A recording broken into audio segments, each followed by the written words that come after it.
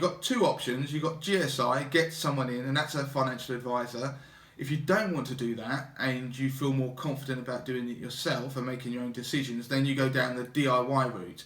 And there are, again, really two options down that route. There are services out there online that will do the whole lot for you. So you give them your money, they'll build a portfolio for you, and then your money will go into that portfolio and you can view it online. But it's not bespoke, and you have very little control over what they invest in, because it's kind of one package suits all or certain types of people. Now, if you want to go down the route where you have control, which is what I love, then first of all check out 80/20 Investor, which is my DIY investment service where I teach people and show them how to invest. I invest my own money live, and then you'll also need, a part of that, have a look at what an investment platform is, because that's like a supermarket which enables you to look at all the different types of funds and assets you can buy, and you can go along and you can pick and choose. And there's a link below this video with a review of those, and that will help you to get started on your investing journey.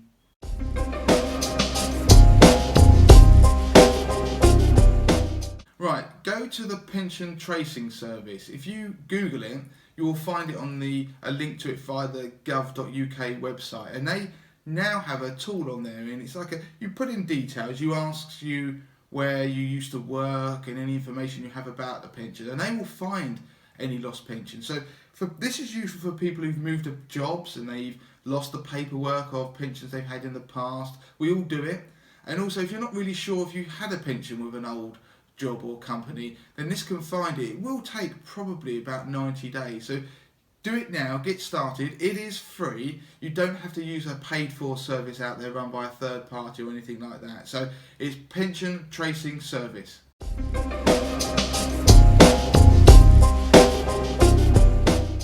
It's a tricky one, this, because it does depend on what you're asking them to do. So if you've got something that's very complex that can involve investing, tax, inheritance tax, mortgages, like the whole holistic stuff, you could be paying fees running into the thousands, quite understandably, because there's a lot of work that goes into doing that.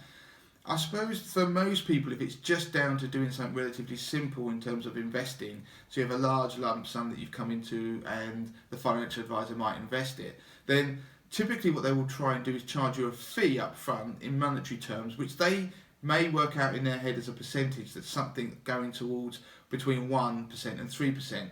Personally, let's just use an example. If I was fortunate enough to have £100,000 to invest, I wouldn't let a financial advisor charge me much more than £1,000 for doing that.